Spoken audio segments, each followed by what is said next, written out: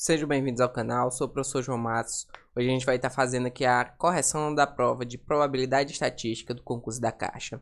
Para quem não me conhece, eu sou professor de matemática já tem uns bons anos, sou professor mestre e estou aqui com o projeto do canal no YouTube, trazendo sempre conteúdo de matemática da forma mais simplificada e mais simples, acessivelmente falando, certo? O que é que eu quero hoje? Eu quero que você entenda o que aconteceu na prova, certo? Houveram questões simples, questões complexas. Complicadas não. Complicadas é um termo que leva muita dificuldade. Complexas no sentido de ter que fazer muita conta. Mas vamos lá. Se você estava treinadinho, essa prova foi boa. Se você acompanhou a playlist do canal, essa prova foi boa. A gente vai começar aqui com a prova. Vamos lá. A gente tem a primeira questão que fala sobre mediana. A questão aqui no gabarito que eu puxei é a questão 16. A carteira de finanças sustentáveis da Caixa Econômica Federal contém iniciativas por meio das quais a instituição visa contribuir para uma sociedade mais justa e sustentável.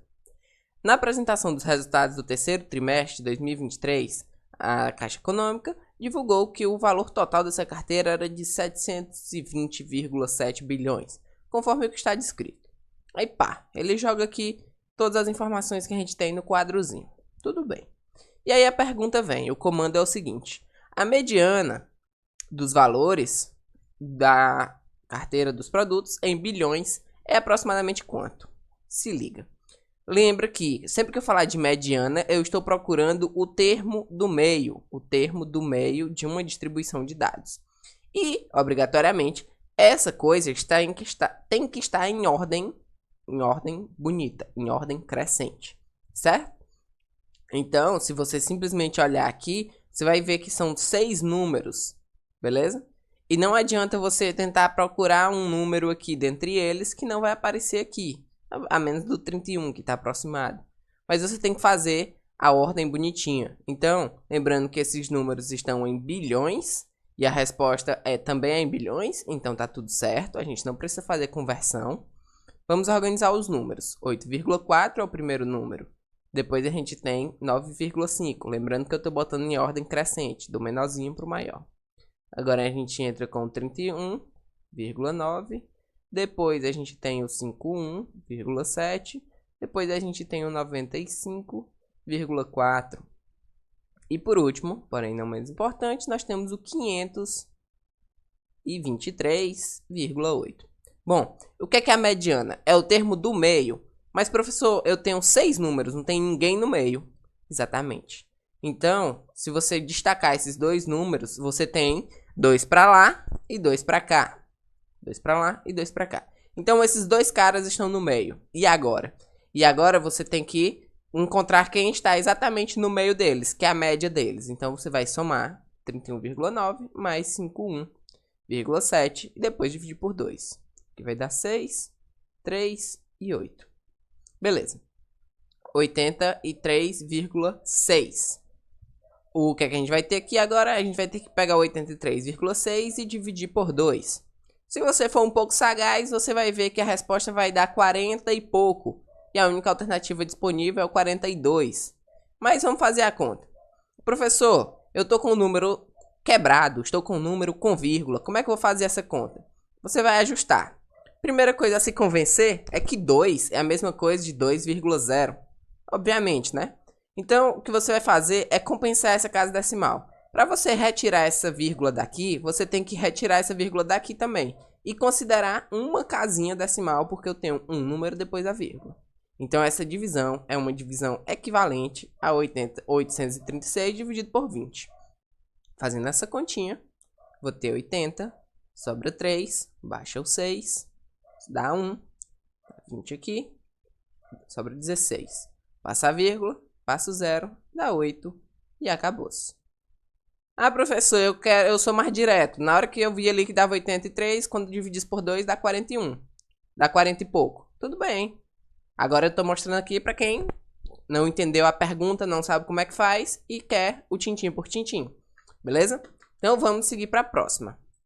Próxima questão, questão 17, que nós temos aqui, ó. A Caixa Econômica, vou chamar só de Caixa. A Caixa exerce a gestão e a distribuição centralizada de diversos programas sociais, podendo, inclusive, desempenhar o papel de administradora do benefício em alguns casos. Em 2023, esses programas sociais representaram quase 283 bilhões em benefícios pagos à população entre janeiro e setembro.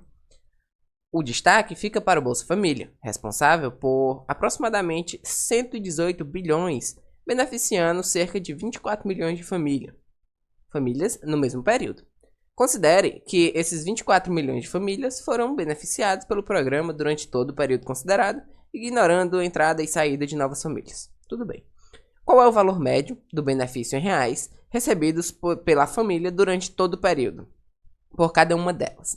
Vamos lá. Qual é o dinheiro total? No meio desse monte de informação, a gente tem que circular o que a gente precisa. Então, 118 bilhões é o dinheiro total só de Bolsa Família. E eu estou distribuindo ele para cerca de 24 milhões da população. De famílias, né? Aqui são famílias, não são pessoas. De famílias. Então, o que é que eu preciso fazer? Para eu conseguir um valor médio, eu tenho que basicamente dividir todo esse dinheirão para essas famílias. Só que aí a gente tem um problema de unidade. Isso aqui são bilhões, isso aqui são milhões. Então, lembrando que 1 bilhão são 1.000 milhões, a gente tem que fazer a divisão de 118 mil milhões por 24, certo? E a gente vai encontrar um resultado aproximado aqui. Bom, vamos lá. A gente tem 1 não dá para dividir, 11 não dá para dividir, 118. Bom, eu preciso encontrar um valor que, quando eu multiplique o 24, chegue perto do 118. Vamos aqui no 4. Dá 16, sobe 1, dá 8, 9. Vamos aqui no 5 agora. Dá 0, sobe 2, 120. Beleza, então aqui vai ser 4. Ah, professor, matei. Se é 4, não tem nenhuma alternativa que tenha 4, aproximadamente vai ser 5. Tá bom. Então, se você tem essa esperteza, essa sagacidade aí, parabéns. Dá 26. Eu vou terminar a conta para aqueles que já estão mais querendo ver a conta, querendo aprender. Se você já está se garantindo, muito bem. Eu vou subtrair 11 por 9, dá 2 de novo. Baixo 0. E aqui vai dar o quê? 220. Acredito que 9. 24 vezes 9. 36, sobe 3. 18, 19, 20, 21. 216. 9. 216. Vai sobrar 4. Baixo 0. 40. Dá 1. 24. Vai sobrar 16. Baixo 0. De novo. Vai dar 6. Vai dar 144. Aproximadamente 5 mil, como a gente já tinha previsto, certo? Que vai sobrar um restozinho, que vai ser 16. Porém, deixa ele quieto aí. Ele quer aproximadamente 5 mil, certo? Vamos para a próxima. Essa questão era fácil, basicamente uma divisão zona. Chegamos agora na parte de probabilidade. Questão 18. Uma pesquisa feita pela Ambima mostrou que a probabilidade, já está na pergunta, o que é que você vai ter que fazer, de um brasileiro adulto investir o seu dinheiro é de apenas 36%. Para esse investimento, para esses, o investimento mais popular é a poupança. Investimento realizado por 1 a cada 4 investidores brasileiros. Muito importante o português. Bom, com base nessa pesquisa, considerando-se uma população brasileira de 140 milhões de brasileiros adultos, quantos milhões de brasileiros adultos investem na poupança? Bom, se você tem que estar atento ao seguinte, tem que estar atento ao português. Para os 36%, o investimento mais popular é a poupança, investimento realizado por 1 a cada 4 dos investidores, e não de todos os brasileiros. Então vamos lá, são 140 milhões. 140 milhões. A resposta também é em milhões, não vamos ter que ajustar a unidade. Apenas 36 são investidores. Então, quanto é 36% de 140 milhões? A gente precisa descobrir isso. Eu posso cancelar esse zero tranquilamente e vou fazer 14 vezes 36. Ah, professor, por que você está fazendo isso? Porque quando eu encontro uma porcentagem de um número, é sempre a multiplicação, certo? E porcentagem, esse símbolo, significa divisão por 100.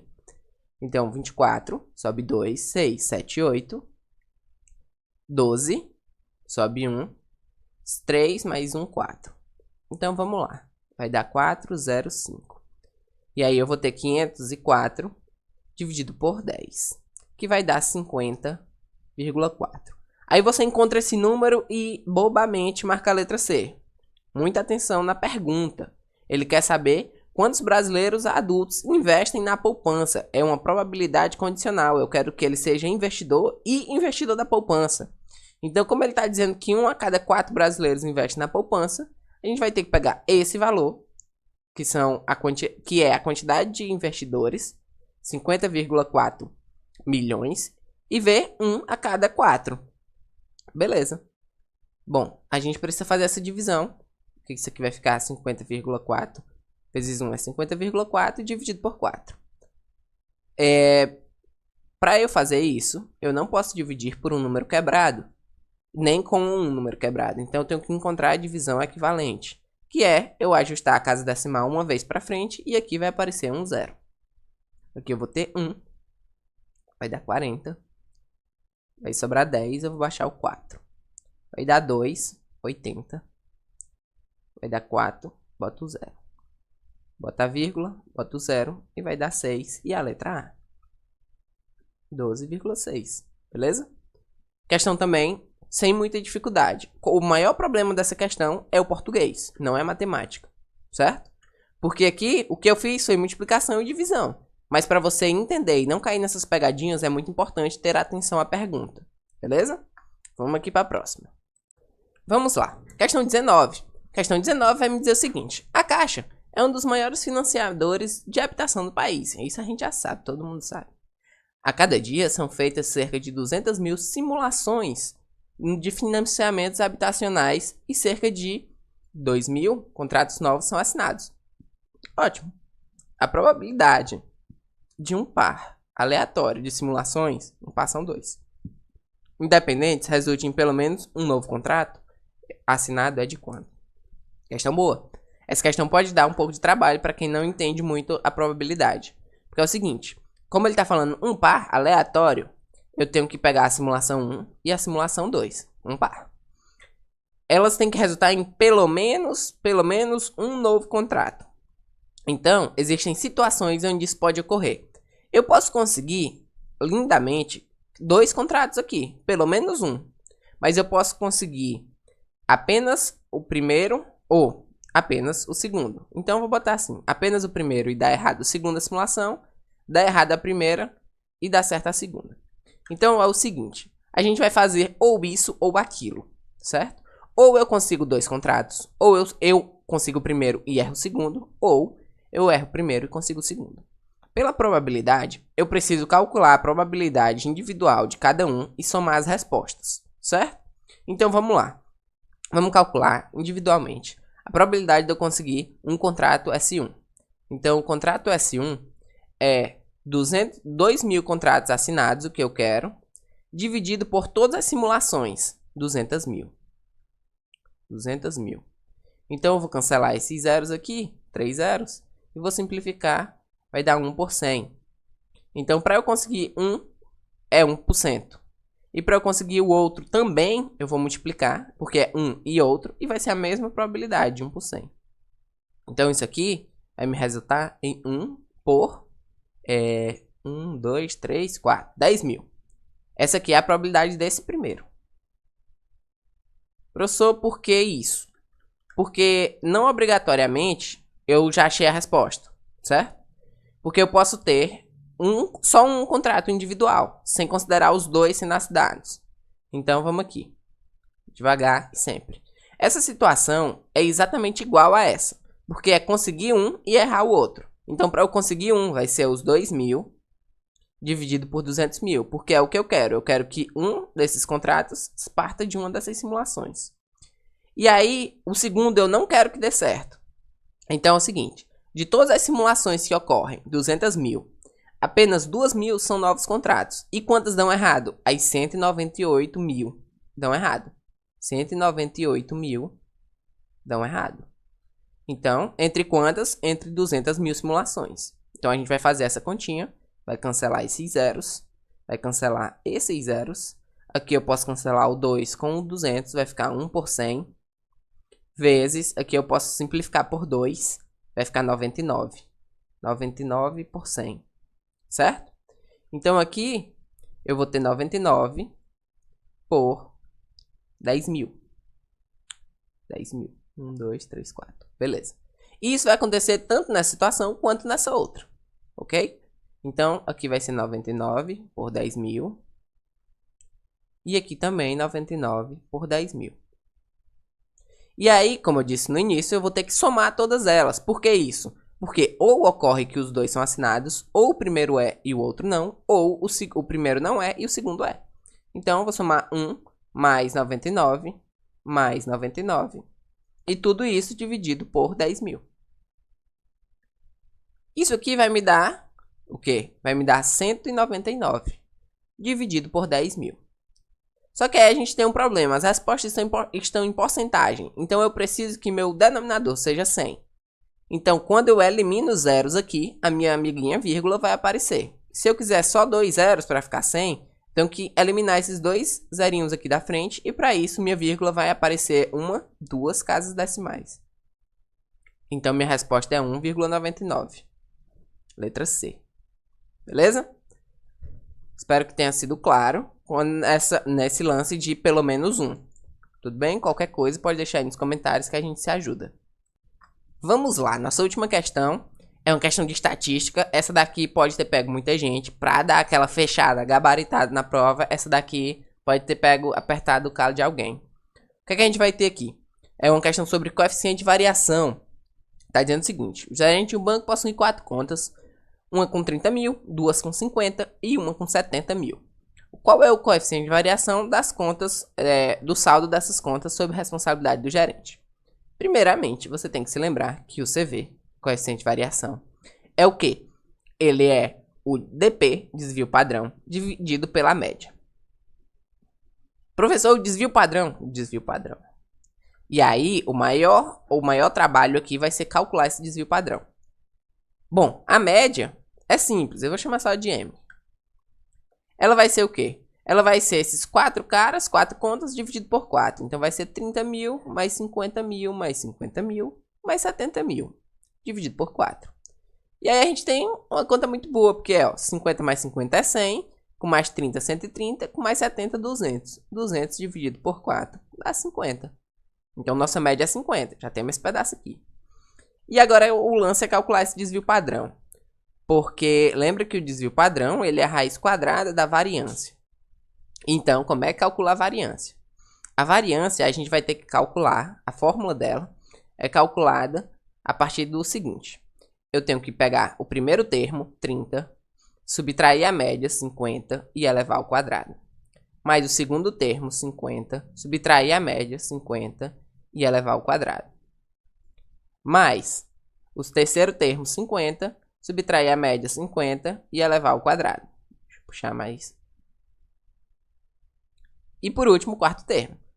70 menos a média e elevar ao quadrado. Tudo isso dividido por 4. Certo? Então vamos lá. A variância vai ser o quê? A gente vai ter o quê aqui? Quanto é 30 menos 50 vai ser menos 20 ao quadrado. Aqui vai dar 0. Aqui vai dar 0. Mais 0. Mais 0. E aqui vai dar 20 ao quadrado. Dividido por 4. Lembrando que menos 20 ao quadrado é a mesma coisa do 20 ao quadrado, que é 400. Então, o que a gente vai ter aqui é 400 mais 400 dividido por 4. 400 mais 400, 800. Dividido por 4, 200. Então, nosso maior problema vai ser encontrar o desvio padrão, que é a raiz quadrada de 200. dp é igual a raiz quadrada de 200. E aí, isso aqui é onde mora o problema, né? Isso aqui é o seguinte, isso aqui é 2 vezes 100. E a propriedade da raiz me permite separar isso aqui como a raiz de 2 vezes a raiz de 100. A raiz de 2 a questão me deu como 1,414. 1,414. Opa! 1,414. A raiz de 100 é 10. Então, meu desvio padrão vai ficar sendo 14,4. 14,14, né? Então, meu CV vai ser o quê? 14,14 dividido por 50. Professor, mas tá em porcentagem. Se tá em porcentagem, a gente precisa botar porcento. Então, para eu transformar isso aqui, 14,14 em porcentagem, eu preciso simplesmente multiplicar por 2 em cima e embaixo. Porque embaixo vai aparecer o 100, que é esse símbolo, porcentagem. E aqui vai aparecer 28 por 28. 28,28. Então, letra B. Porque esse símbolo de porcentagem é a mesma coisa de dividir por 100. Beleza? Essa aqui era que lhe daria mais trabalhozinho. Porque tinha que lembrar dessas fórmulas e tinha que encontrar essa raiz no problema. E é isso. Bom, espero ter sido claro. Qualquer coisa é só deixar nos comentários. Não se esqueça de se inscrever no canal, deixar o like e ajudar aqui o canal a crescer. Até a próxima e valeu, bons estudos!